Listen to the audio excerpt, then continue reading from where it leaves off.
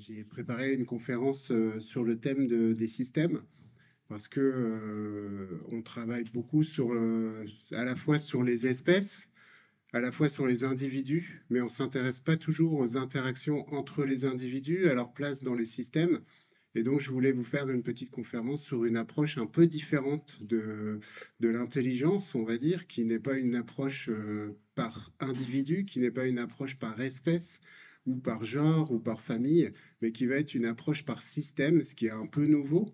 Et parfois, vous allez devoir réfléchir un peu différemment de ce que vous êtes habitué à réfléchir, puisque on aborde toujours l'angle des individus, des espèces. On va dire, voilà, cet après-midi, les corvidés ont telle capacité, les cochons ont telle capacité, etc. Nous, on va pas tellement parler d'espèces individuelles, mais on va parler d'interaction entre espèces, de systèmes et d'intelligence collective, en fait, dans ces systèmes. D'accord? Alors pour ça, il va falloir au départ que je définisse un certain nombre de choses, donc je vais passer très vite sur les définitions.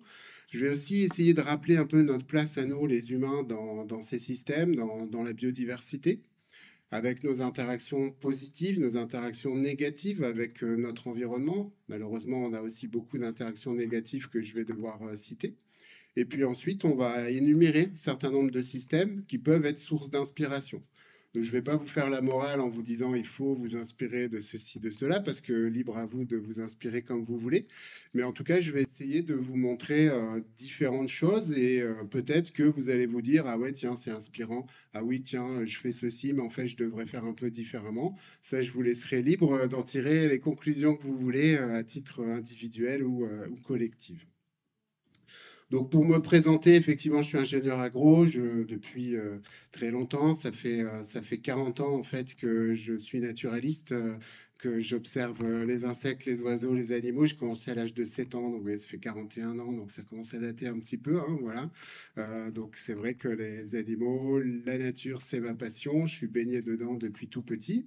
Et depuis tout petit, je m'intéresse à observer, à analyser, puis essayer de comprendre finalement comment ça fonctionne. Je suis un grand amateur d'oiseaux et de rapaces. En fait, j'ai écrit des bouquins sur les rapaces, j'ai beaucoup étudié les rapaces. Et quand on détecte un rapace, par exemple dans une forêt, c'est beaucoup plus facile quand on aborde la notion de système, puisqu'on va entendre les corvidés, par exemple, alarmer, on va entendre les oiseaux avoir des chants particuliers, on va les voir se poser à tel ou tel endroit, on va retrouver des plumes par terre, on va retrouver des fientes, etc. Et grâce à cette analyse complète du système, on va pouvoir détecter le territoire, les nids, etc. Ce qu'on ne pourrait pas faire si on avait une approche uniquement de l'oiseau et de l'espèce. Et donc, cette approche systémique, en fait, c'est ce que j'essaye d'avoir de plus en plus. Après, je suis titulaire d'un certificat de capacité sur les fourmis, donc je suis un peu spécialisé aussi dans les fourmis, qui par définition ont une intelligence collective et une approche systémique, hein, et également les abeilles, puisque j'ai dirigé une école d'apiculture pendant un petit moment aussi autour des abeilles et de l'apiculture. Donc voilà, d'être un peu pluraliste, on va dire, et vous verrez dans ma démonstration que je crois plus aux généralistes qu'aux spécialistes. Mais en tout cas, vous verrez que cette approche un peu systémique, elle a de l'intérêt. Alors, la première des questions qu'on va se poser, puisqu'on s'intéresse au système vivant, bah, la première des questions, c'est de se dire finalement qu'est-ce qui est vivant? Ça veut dire quoi être vivant? Alors, ça paraît une question finalement banale, mais à l'heure de la robotique, à l'heure de l'intelligence artificielle, se poser la question de qu'est-ce qui est vivant, finalement, c'est quelque chose qui risque d'être majeur dans les années à venir. Qu'est-ce qui nous différencie, nous, êtres vivants, de machines qui, finalement, vont être capables à l'avenir de penser, de se déplacer, d'avoir une certaine autonomie et qui, pour autant, ne seront pas vivants. Donc, quelle est la définition du vivant et comment on appréhende qu'un animal ou qu'un être vivant est vivant, justement. Alors, sur cette photo, vous voyez un certain nombre de choses. Je vous laisse juste quelques secondes pour vous demander qu'est-ce qui est vivant sur cette photo. Alors, je pense qu'en premier, vous allez me dire Le vert et le noir. le vert et le noir, voilà à peu près, hein, c'est ça, hein. Donc, le noir, ben, les ours malais qui sont présents sur cette photo. Alors, souvent, c'est ce qu'on voit en premier parce que nous-mêmes, étant des mammifères, on va forcément être intéressé en premier par ce qui nous ressemble. Donc, on va tout de suite focaliser sur les ours parce que c'est ce qui est le plus proche de nous. Et puis ensuite, on va regarder ben, ce qu'on connaît, les fougères, les différents arbres, les sols, etc., hein. Et puisque effectivement tout ce qui est vert, on sait que voilà, photosynthèse, vert égale vie, hein. Et puis on va aussi s'intéresser, quand on se rapproche, à ce qu'on ne voit pas sur cette photo, à savoir bah, les champignons par exemple, à savoir les insectes. Et puis si on se rapprochait encore plus, on y verrait des bactéries, des virus. Les virus étant un peu litigieux sur le terme vivant ou pas vivant. Mais en tout cas, on a tout un tas de choses qui apparaissent, hein, et qui figurent finalement dans ce qu'on pourrait voir de vivant. Les cailloux, mais même s'ils roulent, ne sont pas vivants pour autant, hein. Et donc, vous le savez à peu près d'instinct qu'une pierre n'est pas vivante.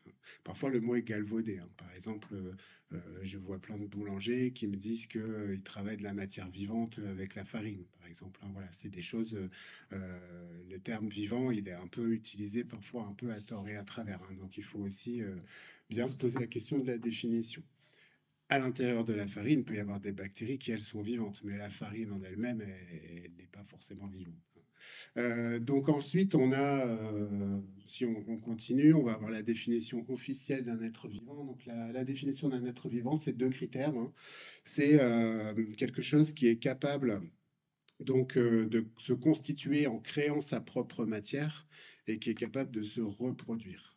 Donc vous voyez qu'un caillou, s'il roule, il peut constituer sa propre matière, mais pour autant, il ne va pas se reproduire, hein. Et un robot, en fait, à l'heure actuelle, il n'est pas capable lui-même de constituer sa propre matière. Il va assembler des matières faites par d'autres robots s'il se constitue lui-même, mais il ne va pas fabriquer sa propre matière. Pour aujourd'hui, pour autant, peut-être ça changera un jour, mais pour autant, ce n'est pas le cas aujourd'hui, hein. Et capable de se reproduire, pour le coup, les robots, les intelligences artificielles sont capables de se reproduire. Donc, pour le coup, cet argument-là, il n'est pas valable sur la robotique. Donc, en tout cas, ce qui est vivant, c'est ce qui constitue sa propre matière, un végétal qui pousse, qui est capable de se reproduire. Tout ça, c'est vivant, hein. Et donc, les virus sont considérés aujourd'hui comme pas vivants, puisque le virus va faire fabriquer sa propre matière par une cellule. Et donc, comme c'est pas lui qui fabrique sa propre matière, il ne rentre pas dans la définition du vivant.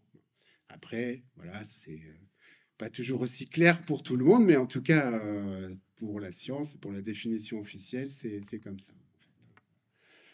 Je te laisse passer à la slide suivante. Alors, comme on aime bien nous trier, classer, etc., ben, on a classé ces différents êtres vivants en différentes catégories, des familles. Alors, grosso modo, retenez qu'il y a 8,1 millions d'espèces d'êtres vivants qui ont été découvertes. Si vous retenez 10 millions, ça ne va pas me gêner, hein, voilà, puisqu'on pense qu'il y en a à peu près 20 millions d'espèces d'êtres vivants sur la Terre. Si on cumule les plantes, les champignons, les bactéries, les algues, les animaux, bien sûr, vous avez à peu près 20 millions d'espèces sur la Terre, dont la moitié à peu près a été découverte. Donc, vous voyez, ça fait une très très grande diversité. Et puis sur ce camembert, plus la part du camembert est grande, plus on a d'espèces découvertes, et plus la part du camembert est petite, moins on a d'espèces découvertes. Donc vous voyez qu'on a à peu près autant d'espèces de champignons découvertes que d'animaux. Donc ça vous fait relativiser parfois si vous allez en forêt, vous avez du mal à reconnaître les champignons, rassurez-vous, vous n'êtes pas les seuls. Donc, donc ensuite, tout ça, toutes ces espèces vivantes, on peut considérer que ça constitue ce qu'on appelle la biodiversité. C'est une des définitions de la biodiversité, il y en a plusieurs. Donc la biodiversité, bio, c'est la vie, hein, c'est vivant, et diversité, ben, c'est la diversité. Et donc la biodiversité, c'est la diversité de l'ensemble de ce qui vit sur notre planète. Alors comme je vous disais, 8 millions d'espèces ont été découvertes, je pense qu'il y en a 20 millions. On en découvre chaque année entre 16 000 et 18 000 nouvelles espèces d'êtres vivants. Donc vous voyez, il y a quand même la recherche qui avance. Donc à ce rythme-là, il va nous falloir 750 ans pour découvrir toutes les espèces qui restent sur la Terre. Le problème, c'est qu'avec cette vitesse de disparition des espèces actuelles, on y reviendra, hein, eh bien la moitié de ces 20 millions d'espèces aura disparu d'ici ces 750 ans. Donc en fait, plus de la moitié des espèces qui existent aujourd'hui sur notre planète, on les découvrira jamais parce qu'elles auront disparu avant qu'on ait le temps de les découvrir. Alors vous allez voir que ces espèces, elles constituent bien sûr une richesse en soi et sans être anthropocentrées, mais même si on est centré sur l'humain, bah, ces espèces, elles peuvent constituer tout un tas de réserves, de progrès, d'innovation pour nous, et on les découvrira peut-être jamais, parce qu'elles auront disparu avant qu'on ait le temps, ne serait-ce que de les découvrir. Alors nous, là-dedans, qu'est-ce qu'on est? Bon, bah, je vous informe, si vous ne le saviez pas encore, que vous êtes un animal et vous êtes en plus un vertébré, puisque si vous êtes normalement constitué, et Yolène l'a prouvé hier, vous avez un squelette à l'intérieur de vous-même, hein. Vous êtes donc un vertébré, hein. Et donc, vous faites partie des 70 000 espèces de vertébrés découvertes sur cette planète. Et vous voyez que si vous aviez l'impression que vous étiez le tout et l'ensemble de les représentants animaux sur cette planète, bah, vous voyez que rien que les insectes représentent 1 million d'espèces.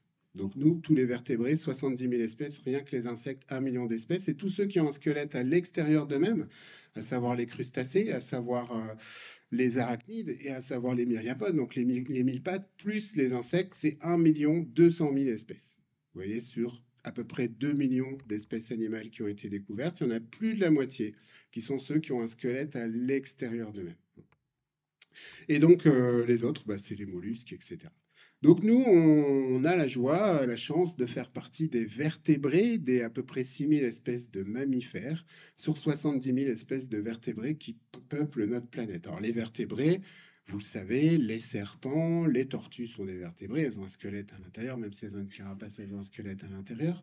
Les oiseaux, les mammifères, et j'en ai oublié d'autres, les poissons bien sûr, sont des vertébrés, hein, ils ont un squelette à l'intérieur d'eux-mêmes. Donc, l'être humain, 20 millions d'espèces vivantes, 1,8 d'espèces animales découvertes, 70 000 espèces de mammifères, 5 600 espèces de mammifères, et nous, l'espèce Homo sapiens, qui d'ailleurs, je vais vous faire remarquer, est la seule et dernière espèce du genre Homo, toutes les autres s'étant éteintes. Donc on est un petit peu à l'image du pandarou, qui est le dernier représentant de sa famille, qui sont les Aeluridés. Eh bien, nous sommes les derniers représentants de notre famille, le genre Homo, hein, de notre genre, hein, le genre Homo, toutes les autres s'étant éteintes. Ce qui n'est pas forcément bon signe, hein, à la base, quand on se retrouve la dernière représentant de son genre, c'est que il s'est passé des choses quand même un peu bizarroïdes sur notre parcours, en fait, hein. Pour autant, on est une espèce qui prend beaucoup de place. Si vous vous amusez à peser, ce que vous ne saurez pas faire, mais virtuellement, à peser tous les mammifères présents sur notre planète, eh bien, à votre avis, les espèces de mammifères sauvages représentent quel pourcentage du poids de tous les mammifères présents sur notre planète, à votre avis? Bah, vous voyez sur ce schéma, ça ne représente pas grand-chose, hein, puisque ça représente uniquement 3% du poids de tous les mammifères présents sur notre planète sont les mammifères sauvages. Alors une girafe, ça peut être grand, un éléphant, ça peut être grand. N'empêche que si on pèse tous les mammifères sauvages, on n'est que à 3%. Tous les humains, tous les animaux, tous les mammifères que nous élevons représentent 97% de la masse des mammifères présents sur notre planète. Vous imaginez un petit peu la taille phénoménale, hein, de la place qu'on prend chez les mammifères. Il faut bien relativiser et faire attention à ce que je dis, parce que des fois j'emploie des mots précis, il faut faire attention. Donc là, je parle bien de 3% du poids des mammifères sur la planète. Je ne parle pas du 3% du poids de tous les animaux et je ne parle pas du 3% du poids de tous les êtres vivants. Je parle de 3% du poids de tous les mammifères de la planète sont des mammifères sauvages. Ce qui est quand même beaucoup. Alors après, il faut quand même relativiser, parce que par exemple, imaginez que virtuellement, on récupère toutes les fourmis de la Terre et on se dit, tiens, je vais les peser. Et puis on se dit, tiens, je vais récupérer tous les humains de la Terre, c'est pas très marrant, mais je les mets dans un sac et tiens, je vais les peser. Et bien, à votre avis, lesquels seraient les plus lourds? Les fourmis ou les humains? Alors on va lever la main, tiens, qui lève la main pour les fourmis? D'accord? Et qui lève la main pour les humains? Ah, il y en a quand même, c'est bien. Et du coup, vous avez tous à peu près raison, puisque on est à peu près au même poids aujourd'hui, hein. Si on pèse tous les humains de la Terre, on pèse à peu près le même poids que toutes les fourmis de la Terre. Ce qui est quand même pas mal, hein. Voilà, hein, puisque nous, on est beaucoup plus jeunes que les fourmis sur cette planète. Donc, on a un succès évolutif et démographique à peu près fulgurant et pratiquement jamais vu sur notre planète. Donc effectivement, on a quand même un poids important. Cela dit, si on pèse l'ensemble des êtres vivants sur notre planète, bah, vous voyez que 82, tu peux passer à la slide suivante, pardon, 82,54% du poids des êtres vivants sur notre planète est constitué par les végétaux. Nous, êtres humains, c'est 0,1% du poids de tous les êtres vivants sur notre planète. Alors vous voyez, ça va vous faire relativiser. Il y a plus de poids de virus sur notre planète que d'êtres humains. Donc là encore, si vous vous preniez pour un tout-puissant, et si vous croyez que l'humain est tout-puissant sur la planète, ça va vous faire relativiser un petit peu sur notre place. Hein, voilà. Et donc, bah, il y a plus de champignons en poids sur notre planète, il y a beaucoup plus de bactéries que nous en poids sur notre planète. Hein.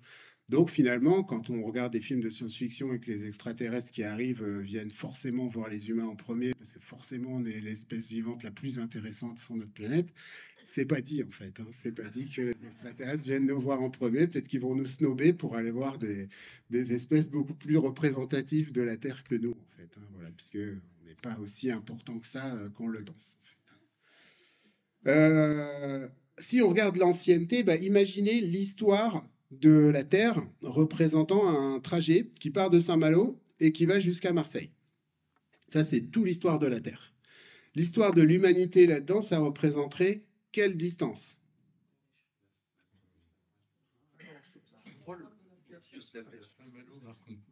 Saint-Malo, Marc-en-Poulet, bah même pas, parce que ça représenterait un seul pas. Donc tout le reste, c'est ben, la vie sans les humains sur la Terre. Donc ça devrait quand même nous guider, ça devrait quand même nous animer tout le temps. Par exemple, quand je vois des gens qui croient que leur rosier va mourir parce qu'il y a des pucerons dessus, mais je leur dis, mais comment faisaient les plantes avant qu'on soit là? Parce que les plantes, elles sont là depuis 400 millions d'années. Alors nous, on est bien loin des 400 millions d'années. Les insectes, pour la plupart, 140 millions d'années. Explosion des insectes il y a 65 millions d'années. Nous, on n'était même pas encore au stade de ce qui ressemble vaguement à un primate, en fait. Hein, on n'était rien. Et les plantes, elles se débrouillaient sans nous. Donc, à un moment, il faut aussi savoir faire confiance au vivant, parce qu'il n'a pas toujours besoin de nous, et rarement même besoin de nous, pour se débrouiller, en fait. Et ça doit vous faire relativiser. Alors, je te dis rosiers, hein, bien sûr, parce que souvent on me parle des rosiers. Je ne sais pas pourquoi, mais on me parle des rosiers. Hein. Mais effectivement, c'est valable pour toutes les plantes, hein, effectivement, bien sûr. Donc, comment polliniser les plantes? Bah, avec des insectes qui étaient déjà là, en fait. Hein, voilà, hein. Eux, ils étaient déjà là depuis longtemps. Est-ce qu'ils sont là depuis 100 millions et les plantes depuis 400 millions? Ah, avant? Ah oui, bonne question. Bah, avant, il n'y avait pas de plantes à fleurs, en fait. Il y avait des plantes qui se pollinisaient autrement, hein, style les fougères, etc., qui utilisaient le vent, en fait, pour se polliniser. Mais on va en parler tout à l'heure.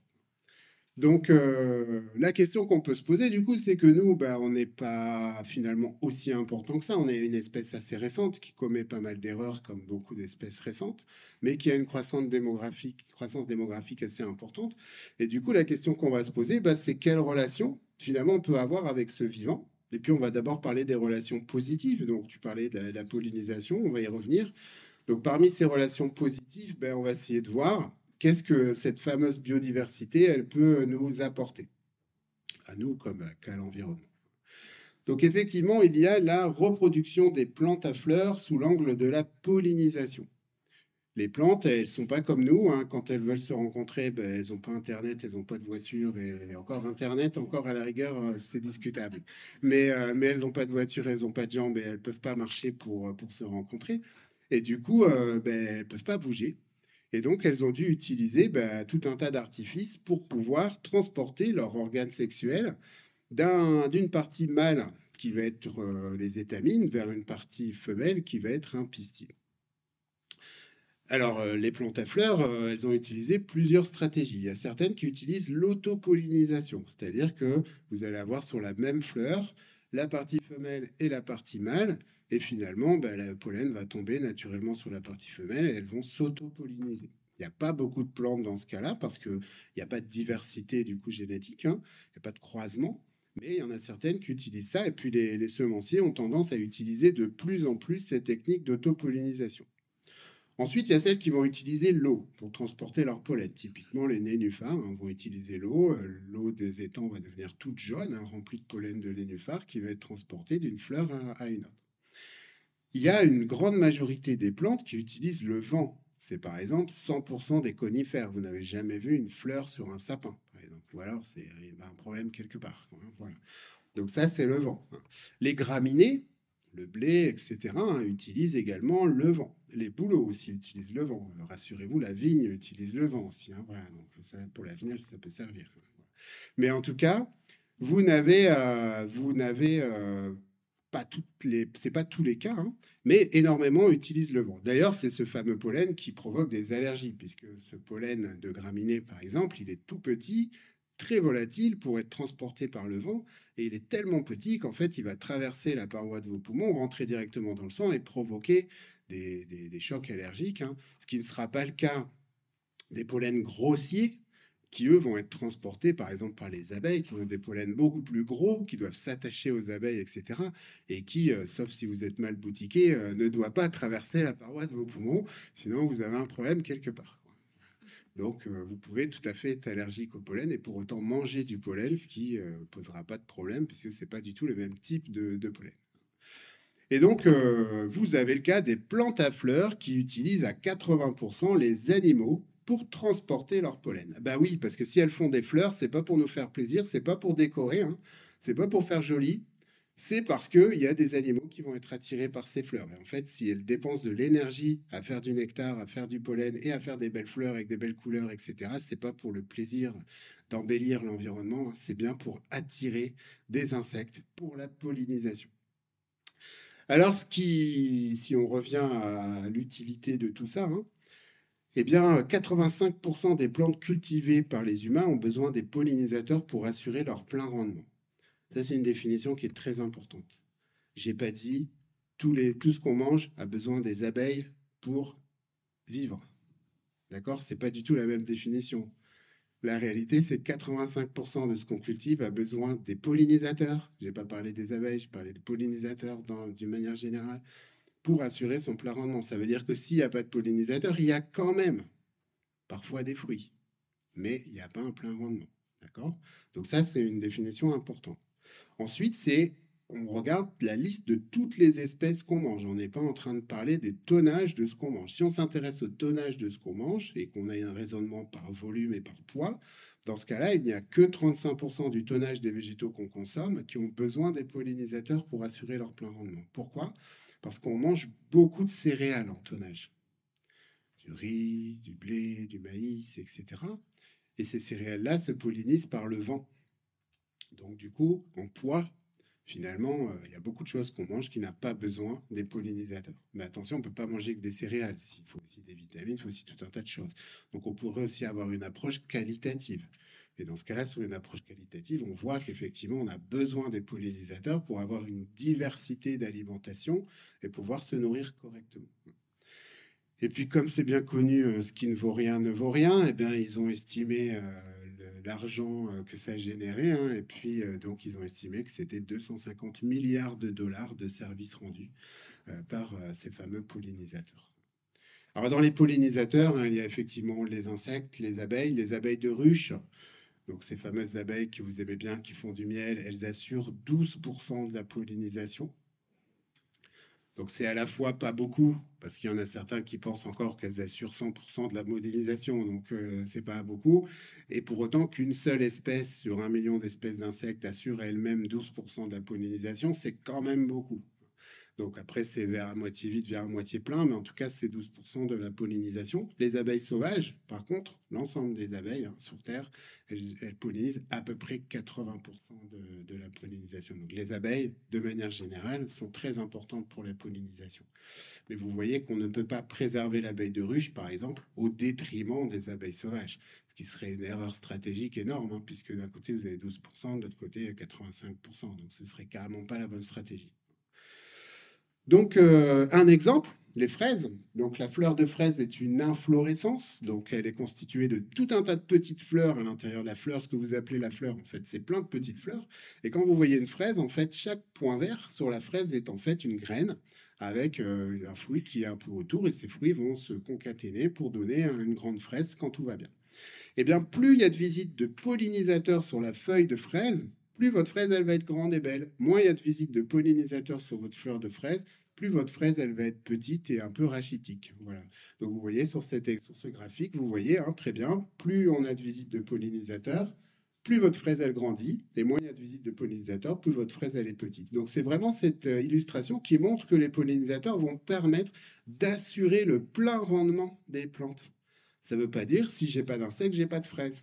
D'accord? Ça veut dire que j'aurai quand même une fraise, mais elle sera petite, elle sera moins consommable, moins, alors là, au style supermarché, elle sera plus du tout désirable, mais n'empêche que il y aura quand même un peu de fraises. D'accord? C'est valable pour les pommes, pour tout ça. Autre exemple, moins glamour, la destruction des déchets. Parfois, quand je fais des animations au zoo, les enfants me demandent bah, c'est quoi l'animal que tu préfères, toi, dans le zoo? Alors souvent, je réponds la mouche. Ouais, ils me regardent, ils me disent lui, il va pas bien dans sa tête, hein. Mais bah oui, parce que je leur dis les cacas des animaux, ils s'envolent pas sur Mars avec leurs petites ailes. Quand ils disparaissent, les cacas des animaux, c'est parce qu'il y a des insectes notamment qui s'en occupent et qui les font disparaître. S'il n'y avait pas des mouches, il n'y aurait pas de zoo. C'est pas compliqué, hein. S'il n'y avait pas de mouches, il n'y aurait pas d'élevage.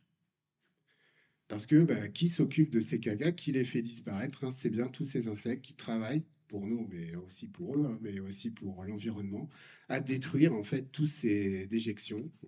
Et donc, heureusement qu'ils sont là, sinon il n'y aurait pas d'élevage. Et ça a été testé, puisqu'en Australie, suite à une erreur de manipulation, ils ont détruit tous leurs mouches dans certaines régions et ils ont dû arrêter d'élever des vaches parce qu'il y avait tellement de maladies qui se développaient que c'était plus possible en fait, quoi.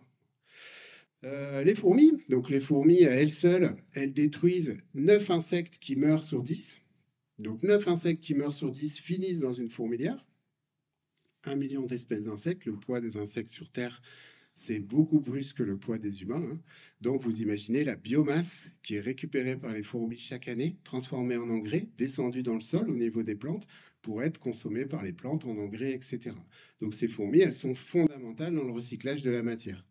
Et puis, comme le biomasse des insectes, probablement vous en moquez parce que ça ne vous touche pas, eh bien, sachez qu'à New York, hein, c'est l'équivalent de 60 000 hot dogs qui sont mangés par les fourmis chaque année, rien qu'avec les miettes de ce que les gens laissent tomber par terre en mangeant leur sandwich. Voilà. Puisque je vous informe que les miettes ne s'envolent pas non plus sur Mars avec leurs petites ailes, hein. Donc, si elles disparaissent, c'est parce que il y a des animaux qui s'en occupent, hein. Et donc, bah, tout ça, c'est aussi un service rendu. L'aération des sols, très importante, hein.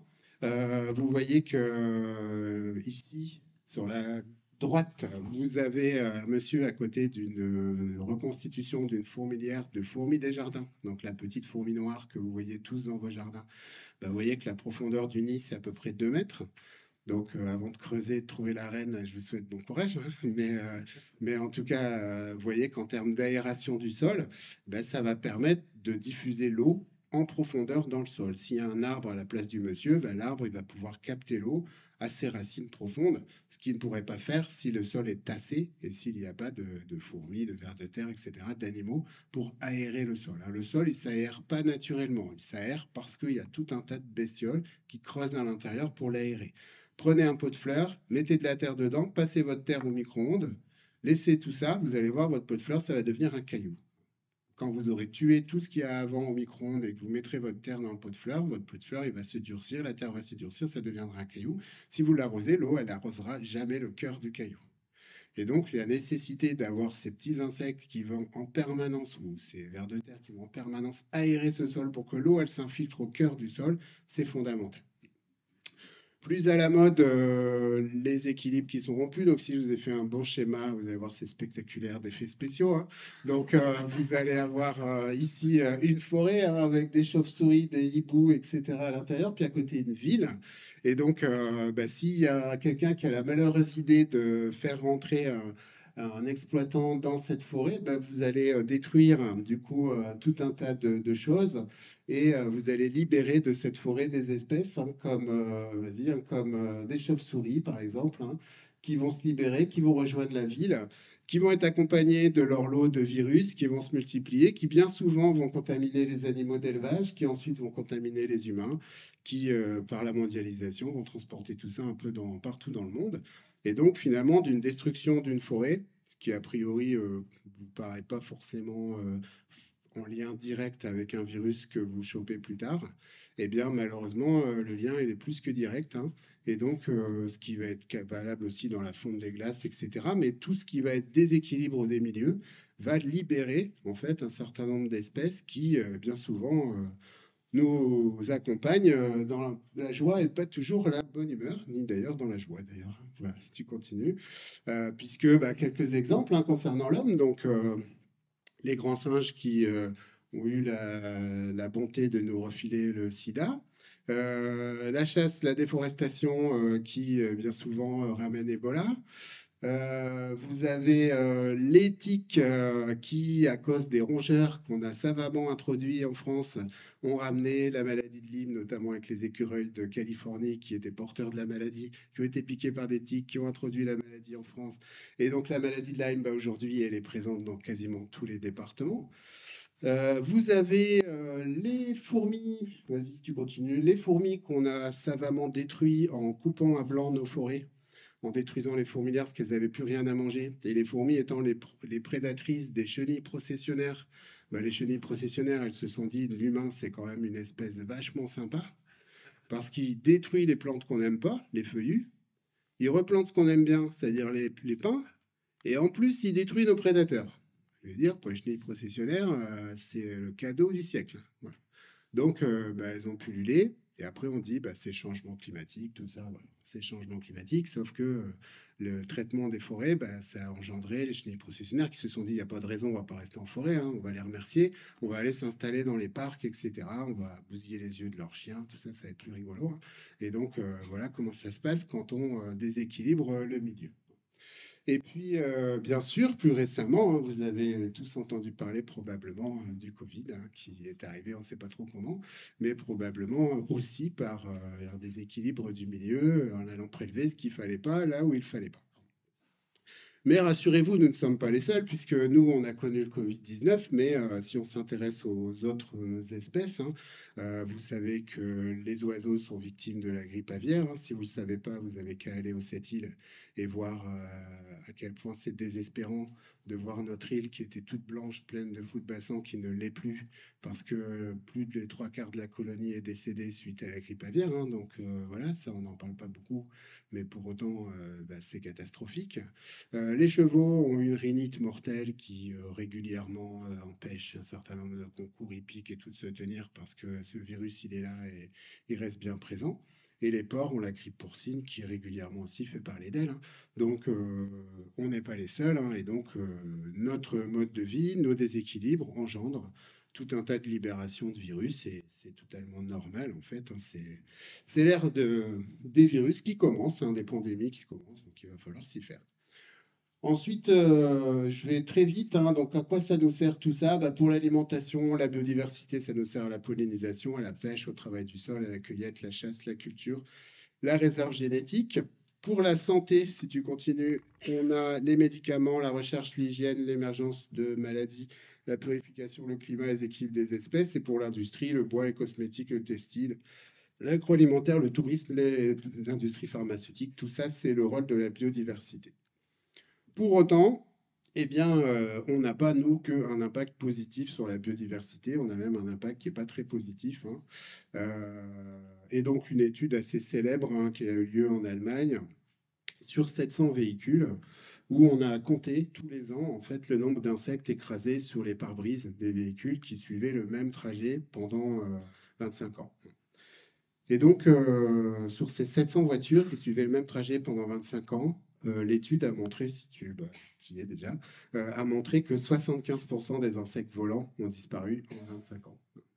Ce qui est énorme, hein, et qui montre qu'on est à une vitesse d'érosion de la biodiversité qui ne s'est jamais vue sur la Terre, hein.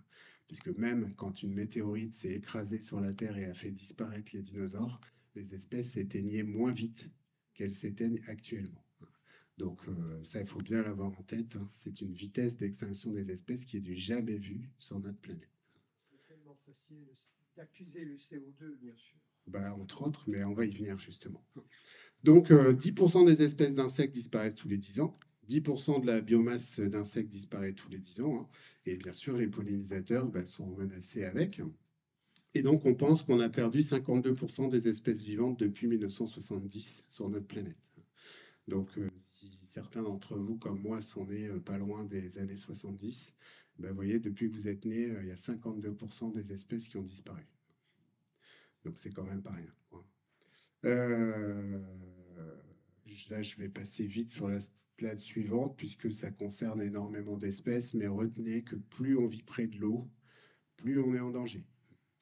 En gros, les zones humides sont vraiment les zones les plus impactées par la disparition des espèces, hein.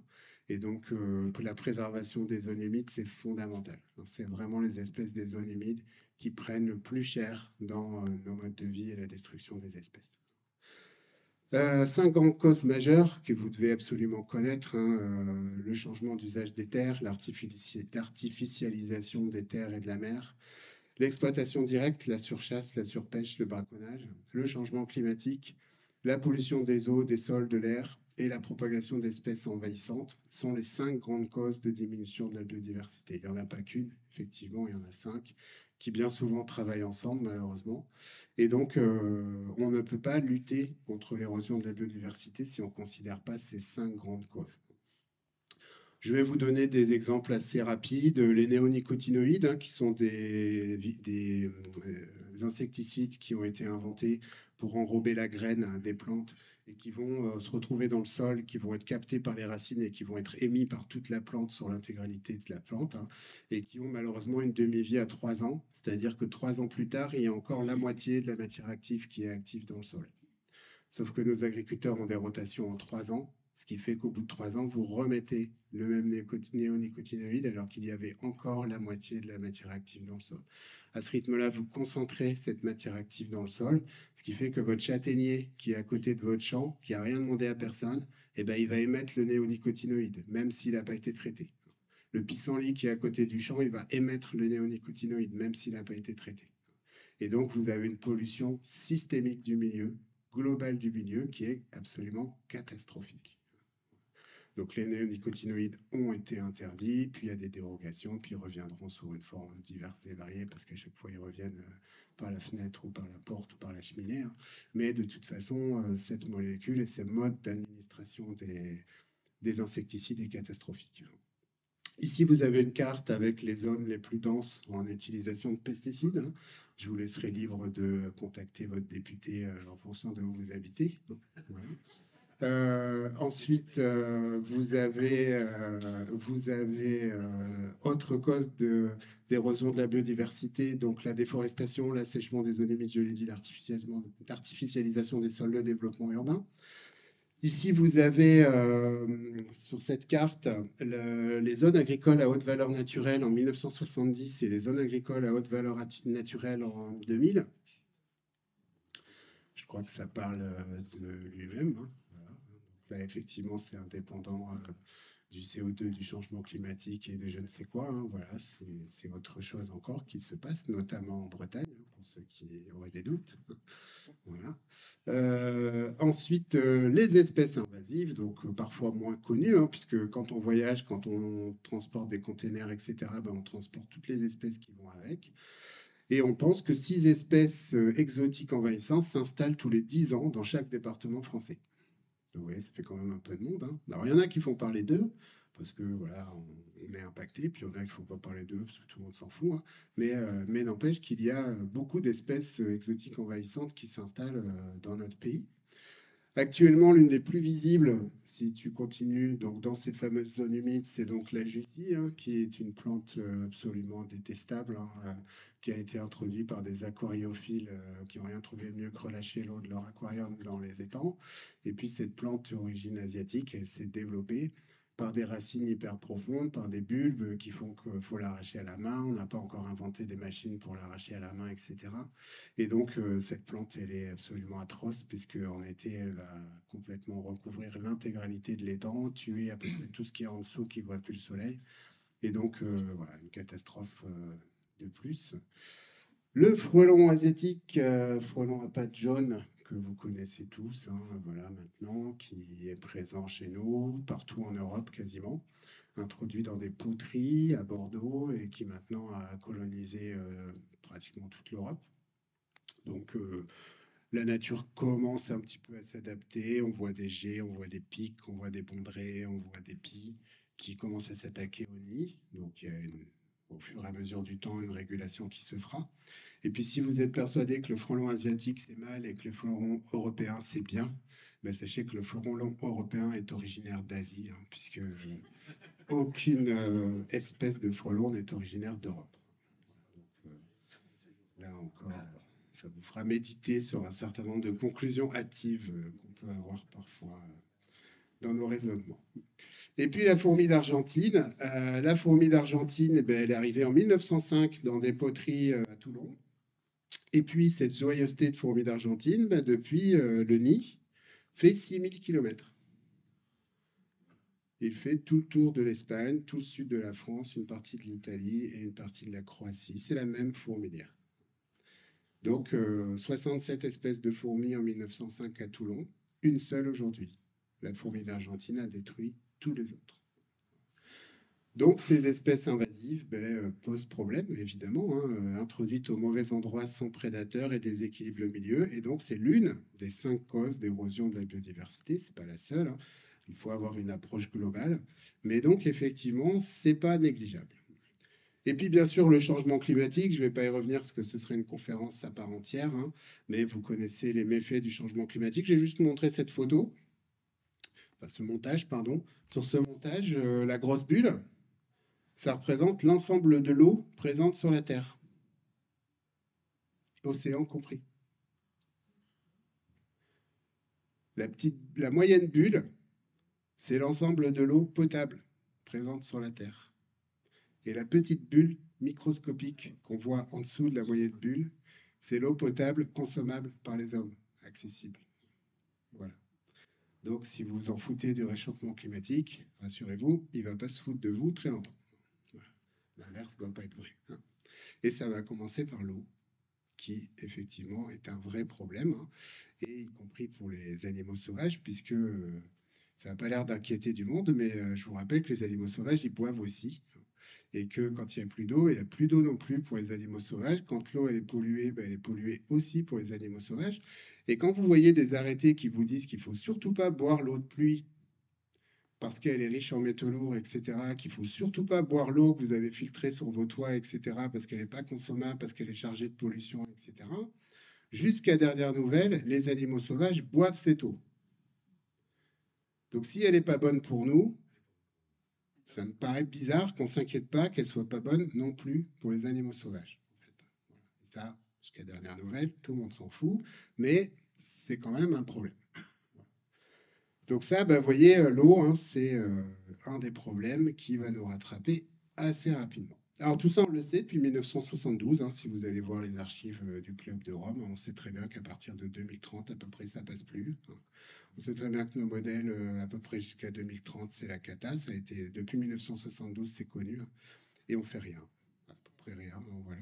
Donc, vous voyez que tout ça, c'est pas une surprise, hein. On atteint la limite du système. Donc, c'était pensé en 2030, en 1972. Peut-être ça allait plus vite, ça allait moins vite. Mais en tout cas, quelles que soient les simulations, ça passait plus. Et donc, vous voyez qu'à partir de certaines dates, la population diminue. On n'explique pas trop comment, hein, pour le coup, mais vous voyez que la population mondiale diminue, et donc ça pose question quand même sur le comment elle va diminuer, mais en tout cas, à un moment, ça passe plus, et donc ça veut dire qu'il va falloir trouver des solutions. Et pourquoi pas, dans ces solutions, justement, s'inspirer du vivant, puisque tout à l'heure, on parlait des fourmis, elles pèsent le même poids que nous, par exemple, mais les fourmis, elles sont sur Terre depuis 140 millions d'années. à part quand elles sont introduites à des mauvais endroits, au mauvais moment, etc. Sinon, elles ne dégradent pas leur environnement. Elles sont là depuis 140 millions d'années. Elles ont inventé des sociétés aussi complexes. Elles ont inventé l'agriculture, par exemple, 65 millions d'années avant nous. Elles ont inventé l'élevage 55 millions d'années avant nous. Et pour autant, elles ne dégradent pas leur environnement. Donc peut-être que finalement, dans ces systèmes vivants, il y a des sources d'inspiration à avoir. Et on va essayer de se poser ces questions-là. Alors le problème, c'est qu'on a une grosse montagne à gravir parce que la protection de l'environnement, c'est une chose, mais il y a plein d'autres choses à résoudre, hein. Donc on ne va pas tout résoudre aujourd'hui, hein, c'est clair. Mais en tout cas, je suis conscient qu'on ne peut pas aborder euh, le- les problèmes un par un et qu'il faut aussi avoir conscience que tout ça, c'est lié et qu'il y a plein de problèmes à régler en même temps et que tout ça, c'est global.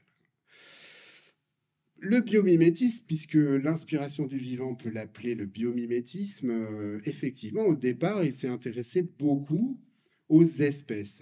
Je vous ai donné quelques exemples rapides, parce que ce n'est pas l'objet de mon propos, mais par exemple, aujourd'hui, des éponges sont capables de fabriquer du verre à une température seulement de 3 degrés. Ce que nous, on fait à 1000 degrés, les éponges savent le faire à 3 degrés. Bon, bah, imaginez si demain, on sait comment l'éponge fonctionne, eh bien, on va pouvoir gagner énormément en énergie, etc. Donc ça, c'est un exemple. Vous avez bien sûr les fourmis qui, dans leur algorithme interne, vont toujours trouver le chemin le plus court entre la source de nourriture et leur nid. Finalement, cet algorithme a été étudié, on l'appelle l'algorithme du voyageur du commerce, ça a été transcrit en formule mathématique et vos GPS de voiture utilisent cet algorithme. Donc en fait, vous ne le savez pas, mais si les fourmis n'existaient pas, votre GPS n'existerait pas, puisqu'en fait, ils se sont inspirés des fourmis pour calculer l'algorithme pour trouver le chemin le plus court entre là où vous allez et là, enfin, là où vous voulez aller et là où vous êtes. Ensuite, Gustave Eiffel, quand il a construit sa tour Eiffel, eh ben, il s'est inspiré d'un fémur de vache pour regarder le type d'ossature à l'intérieur du fémur de vache pour voir comment tout ça s'était imbriqué pour pouvoir construire l'ossature de la tour Eiffel. Donc vous voyez, ça c'est des exemples un peu connus. Il y a aussi le martin pêcheur qui a aspiré un certain nombre de trains par son aérodynamisme, etc. Enfin, voilà, ça c'est les exemples les plus connus du biomimétisme. Mais nous, on va s'inspirer plutôt des systèmes vivants, de regarder un certain nombre de systèmes, de règles en fait dans le vivant sur lesquels on pourrait s'inspirer, puis sur lesquels il faudrait réagir quand on ne respecte pas ces règles en fait. L'une des premières règles dans le vivant, qui est à mon sens l'une des plus importantes, c'est que tout ce qui pullule de manière incontrôlée est régulé. C'est le cas à l'intérieur de votre corps. Si vous avez normalement des cellules qui se mettent à pulluler, elles vont être régulées, ce qui va vous empêcher notamment d'avoir des cancers. Mais c'est le cas aussi à l'échelle d'un champ. Quand vous voulez obtenir ça, vous ne pouvez pas obtenir ça sans intervention de la chimie. Ce n'est pas possible. La nature va forcément mettre en place des organismes de régulation contre ça. Elle va mettre en place des dorifores, elle va mettre en place tout un tas de bestioles, de mauvaises herbes, de plein de choses pour contrer ça. Parce que ça n'existe pas dans la nature, ça ne doit pas exister. C'est vraiment un déséquilibre concret. Donc dès qu'on va vouloir des parcelles trop grandes, dès qu'on va faire de la monoculture, dès qu'on va virer tout le reste et qu'on va vouloir une seule espèce à un seul endroit, forcément, on va déchaîner les organes de régulation dans la nature. Si vous lâchez 3000 brebis dans une montagne, forcément les loups vont taper dedans. Les loups sont des régulateurs, ils régulent tout ce qui pullule. Si vous tapez 3000 brebis dans la montagne, ils vont taper dedans. Si vous avez un troupeau de 200 brebis, vous pouvez le garder, les loups ne vont pas taper dedans. Donc tout ça, c'est des choses qui, ou moins. Et en tout cas, tout ça, c'est des choses qui vont faire que dès qu'on crée un déséquilibre, on a la nature qui se défend. Et c'est tant mieux, parce que c'est comme ça que ça doit se passer. Dans votre corps, c'est pareil. Un déséquilibre, normalement, votre corps se défend pour éviter que vous chopiez ce qu'il ne faut pas. Et comme par hasard, les parallélismes parfois sont assez troublants. Quand vous utilisez des pesticides qui justement contrent les organes de régulation des déséquilibres, puisque là, vous luttez contre la nature qui se défend en utilisant la chimie, bah, comme par hasard, ces mêmes pesticides sont souvent cancérigènes et vont finalement annuler vos propres défenses à vous. Et donc, vous voyez que finalement, tout ça, c'est lié, c'est assez bien fait. Et donc, la règle numéro 1, tout ce qui pullule de manière incontrôlée est régulé. Donc, ce qu'on peut se dire, c'est qu'il faut éviter de faire pulluler ce qu'on fait. Donc, quand on fait un champ, par exemple, ou quand on est maraîcher, il faut varier ces cultures. Il faut faire une ligne de ceci, une ligne de cela, etc. Si vous avez des carrés potagers, arrêtez d'avoir votre carré de fraises, votre carré d'oignons, votre carré de tomates et votre carré de machin. Mélangez. Quand vous mélangez, la nature se dit ça ne pullule pas, ça n'attire pas les prédateurs et les organismes régulateurs à des kilomètres parce que c'est mélangé. Et du coup, vous avez moins de régulation naturelle et moins besoin d'utiliser de la chimie, etc. Donc vous voyez que ça, il faut vraiment vous dire ça. Si vous forcez et que vous voulez absolument avoir votre bande de rosiers et rien d'autre, absolument rien d'autre, que rien d'autre n'a le droit de vivre, et bien là, forcément, vous intégrez un déséquilibre et forcément, vous allez devoir utiliser des techniques pour l'imposer. Donc il vaut mieux varier et avoir toujours en tête ça. L'exemple typique, c'est les fourmis. Les fourmis, elles pourraient avoir une espèce de super fourmi, finalement, qui a conquis toute la Terre. Mais non, on a 15 000 espèces de fourmis. 15 000 espèces de fourmis, c'est à peu près 3 fois plus que d'espèces de mammifères. Alors, c'est quand même pas rien. 15 000 espèces de fourmis qui ont peuplé toute la Terre et qui sont chacune spécialisées dans un terroir, une plante, un type de proie, un horaire parfois. Il y a celles qui vivent la nuit, celles qui vivent le jour, qui ne vont pas se disputer parce qu'en fait, elles ne vivent pas au même moment, etc. Et elles ont réussi à peupler notre planète en étant très, très, très spécialisées à leur terroir. Quand nous, on veut un modèle unique qu'on impose partout, elles ont des micro-modèles qu'elles imposent à chaque endroit, adaptés à chaque environnement. Et donc, vous voyez que la technique unique dans la nature, elle n'existe pas en fait. C'est que de la diversité adaptée à des micro-milieux. Excusez-moi de couper la parole. Pas de souci. Je rebondis un petit peu. On peut penser du coup que cette grosse pullulation de fourmis dont vous avez parlé tout à l'heure, suite à une invasion, va être régulée également. Oui, tout à fait. Elle va être régulée, c'est une certitude. La question, c'est quand. Et la question, c'est quel dégât elle aura fait entre-temps.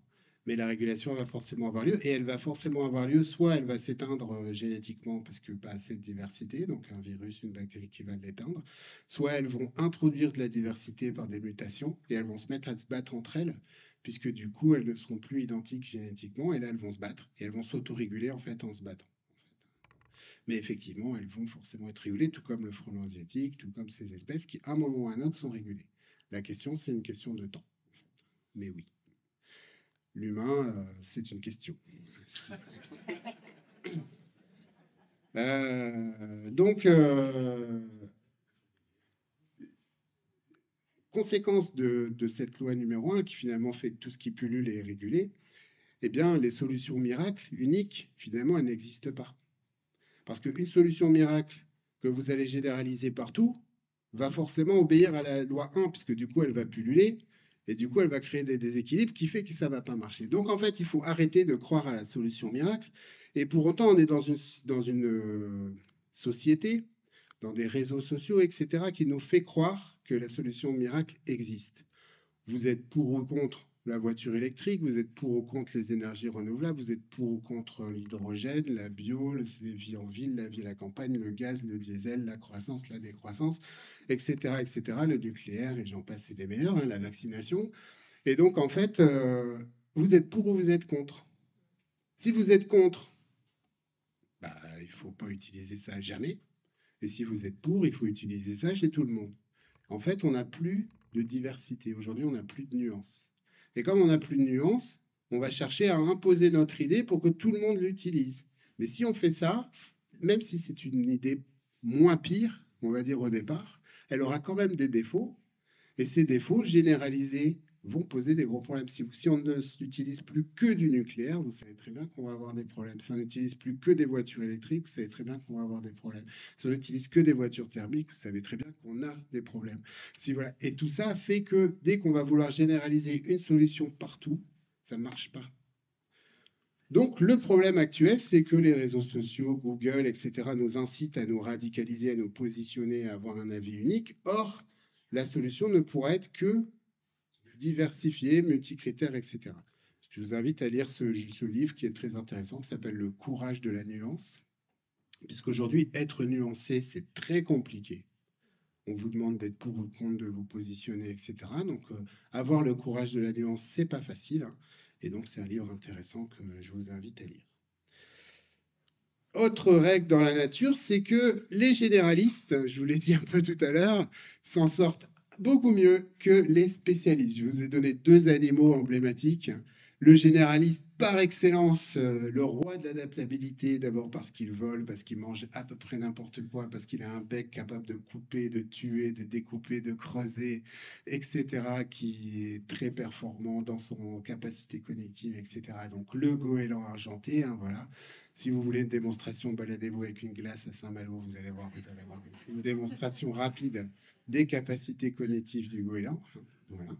Et donc, un animal incroyable, une adaptation incroyable, un animal qui d'ailleurs a des couples sont fidèles à vie, hein, avec une vie vraiment passionnante. Le goéland, hormis les gènes qu'il peut occasionner, est un animal absolument remarquable, hein.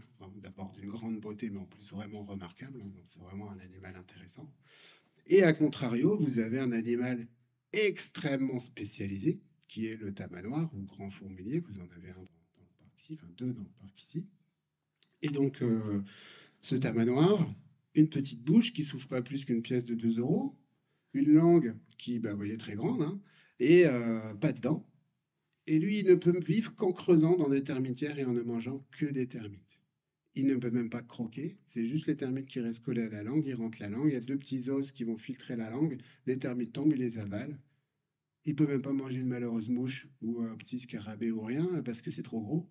Donc il est vraiment uniquement spécialisé à manger que des termites. Donc imaginez si vous détruisez les termitières parce que vous avez une destruction de la forêt, déforestation, plus de termitières, bah, plus de tamanoir. Il n'a aucune source d'adaptation, aucune possibilité de résistance, hein. Et donc, dans ce cas-là, il n'y a pas de résilience. Et dans ce cas-là, le tamanoir disparaît. Ils disparaissent extrêmement vite au fur et à mesure de la déforestation. Un goéland, ça fait belle lurette qui serait barré ailleurs, hein, et qu'il aurait été dans une décharge, qu'il aurait été chercher de la nourriture ailleurs ou piquer de la nourriture à je ne sais qui. Lui, il s'adapte. Donc, plus vous êtes généraliste, plus aujourd'hui vous vous adaptez, plus vous êtes spécialiste, plus c'est compliqué. Après, je vous laisserai l'appliquer à vous-même ou pas, mais en tout cas, sachez que dans la nature, ça marche plutôt bien. L'autre règle également, c'est que il faut avoir une vision dynamique des choses. Et ça, c'est pas facile, hein. Tout à l'heure, on parlait effectivement des fourmis d'Argentine. Il faut vraiment avoir une vision à long terme. La nature, c'est du long terme. Vous voyez, la population mondiale, elle a été multipliée énormément. Ce qui était vrai avant ne l'est plus. Le climat d'aujourd'hui ne sera pas le climat de demain. L'évolution fait qu'une espèce évolue en permanence. Donc même la notion d'espèce, elle est compliquée parce que finalement, tout ça, ça bouge. C'est juste une photographie actuelle, mais tout ça, c'est en mouvement. Si tu vas sur la slide suivante, vous verrez qu'il y a 500 millions d'années, 99,9 depuis 500 millions d'années, pardon, 99,9% des espèces ayant vécu sur la Terre ont disparu. Et la plupart, elles ont disparu tout simplement parce qu'elles ont évolué.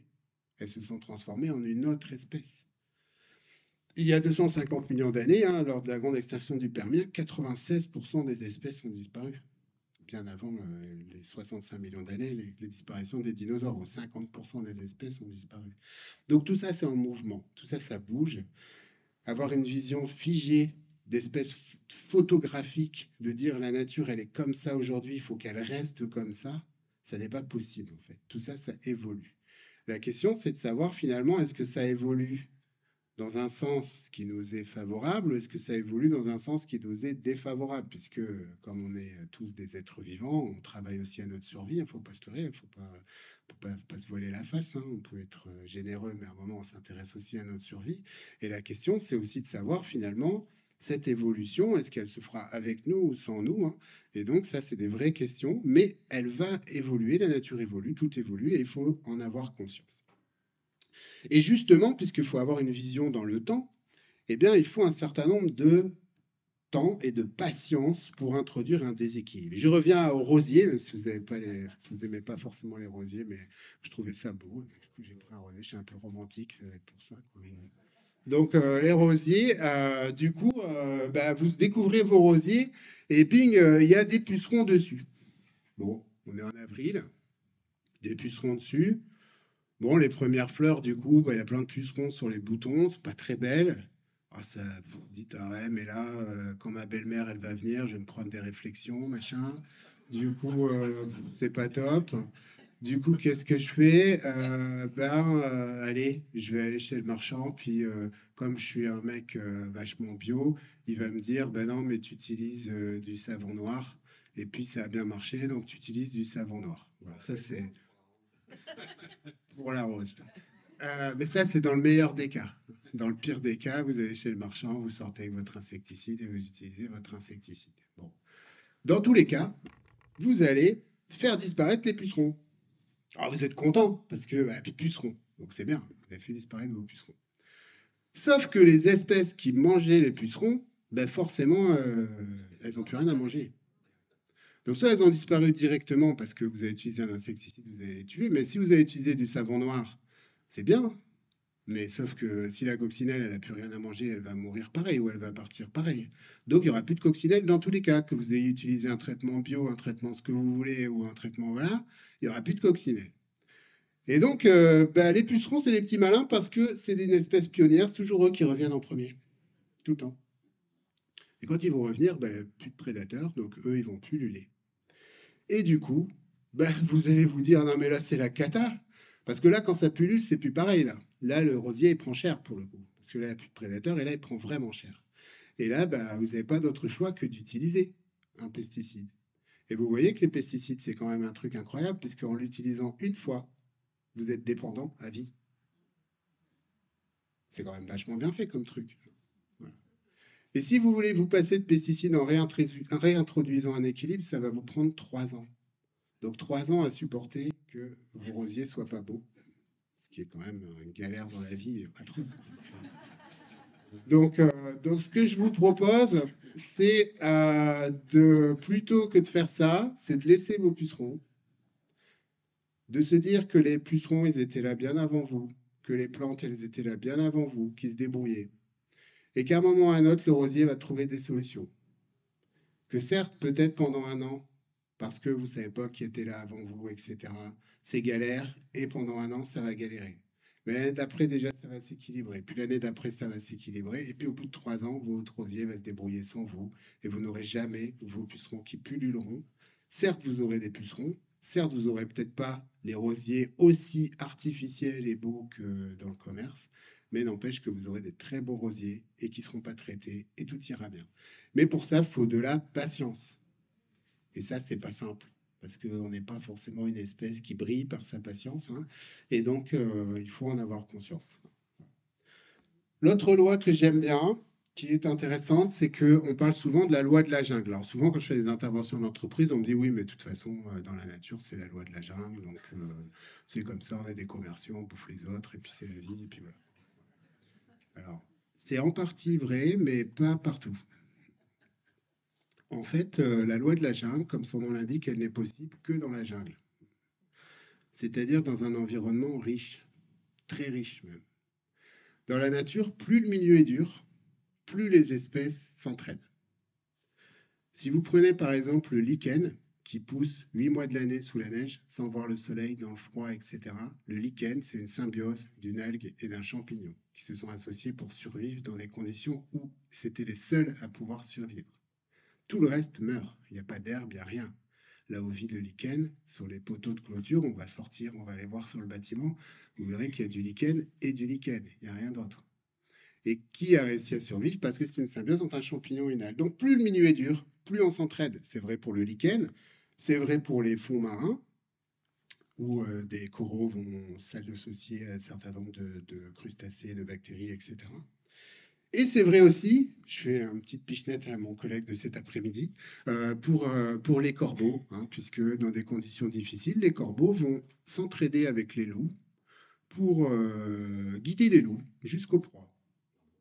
Et donc, ils vont repérer une proie, ils vont aller chercher le loup en disant, tiens, j'ai vu un cerf là, il n'avait pas l'air bien en point, viens avec moi. Le loup va suivre le corbeau, le loup va manger le cerf, et le corbeau va manger les restes du cerf. Voilà. Donc chacun s'entraide, et finalement, dans les conditions difficiles, on s'entraide. Donc retenez que la loi de la jungle, c'est bien dans la jungle. Mais dans un milieu compliqué, c'est pas la loi de la jungle. Pour en revenir au loup, les meutes de loups, en fait, chez les loups, vous avez des individus qui quittent la meute et qui partent.